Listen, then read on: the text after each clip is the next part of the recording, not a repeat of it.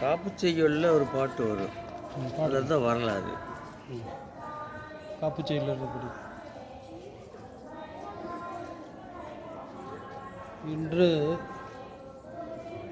2ஆம் தேதி ஜூலை 2024 கதித்தமலை திருப்பூர் மாவட்டம் ஊத்துக்குளி அருகில் உள்ள பழம்பெரும் கோயில் ஸ்தலங்களில் ஒன்றான அருள்மிகு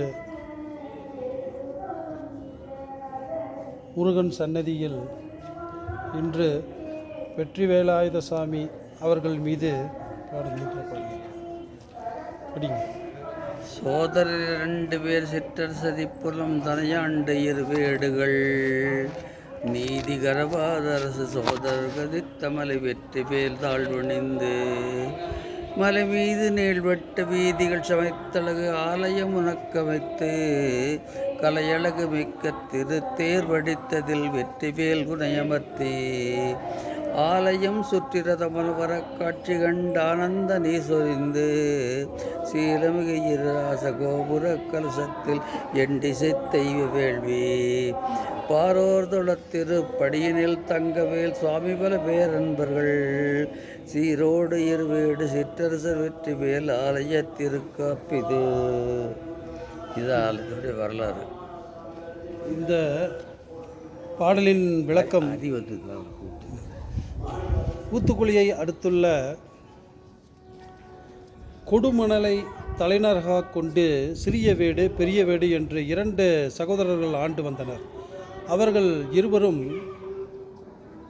நம் கதித்தமலை வெற்றி வேலாயுத சாமி மீது மிக பக்தியுற்று கதித்தமலையில் ஆலயம் அமைத்து நீள்வட்டமாய் வீதிகள் அமைத்து கைதேர்ந்த சிற்பப்பணியில் நன்கு தேறியவர்களை கொண்டு 2 தேர் வடித்து ஒவ்வொரு ஆண்டும் தைப்பூசத்தென்று மலை தேரில் வைத்து இறைவனை ஆழ வளம் சுற்றி வந்து வலம் வரும் காட்சி மிக நற்காட்சியாகும்.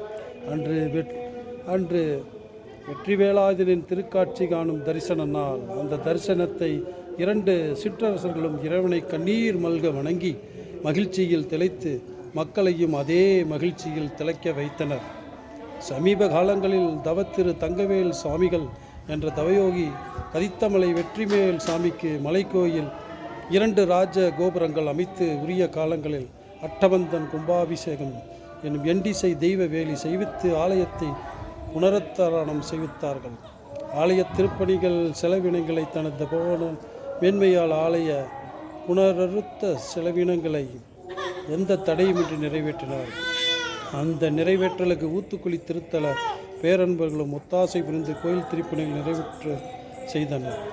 எங்கள் அன்பு தெய்வம் வெற்றி வேலாயுத சாமி பேரன்பர்களை பக்தர்களையும் தக்க பரிவாரங்களுடன் காத்தரல புரியவும் கதித்தமலை வெற்றி வேலாயுத சாமி பிள்ளைத்தமிழ் இசைநூலுக்கு தக்க காப்பளித்து காக்க வேண்டுமாய் எனது தெய்வத்தின் பாதங்களை தொட்டு வணங்குகிறேன் என்று நமது புலவர் மா தெய்வசிவாமணி அவர்கள் இந்த வெற்றி வேலாயுத சுவாமி பிள்ளைத்தமிழ் 100 பாடல்களை எழுதியுள்ளார். இன்று அந்த புத்தகத்தை இறைவனுடைய பொற்பாதங்களில் வைத்து உலக மக்களுக்காக வெளியிடப்படுகிறது. இதில் 100 பாடல்கள் உள்ளன. பிள்ளைத்தமிழில் 10 பாடல், ஒவ்வொரு 10 பருவங்கள் உள்ளன.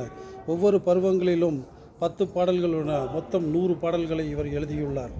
அவருடைய அகவை 83 வயதாகும். இந்த வயதில் பழங்காலத்து புலவர்கள் எழுதியது போல அந்த வெண்பா இலக்கணத்தோடு மிகவும் அருமையாக இந்த புத்தகத்தை அவர் வெளியிடுகிறார். நன்றி. MSK மனோகரன் கோவை.